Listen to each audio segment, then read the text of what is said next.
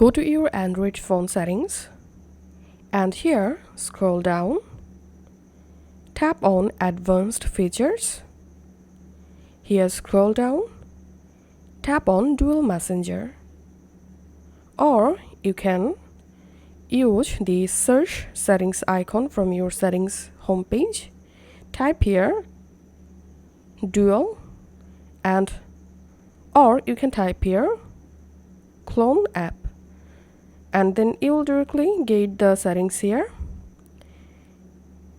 and here you will find those apps supports cloning features. So from here you can go ahead and clone any app, and this is my main Facebook and this is my cloned Facebook. Now I can easily create or log into my another Facebook account using this clone app. So that's how we can do it.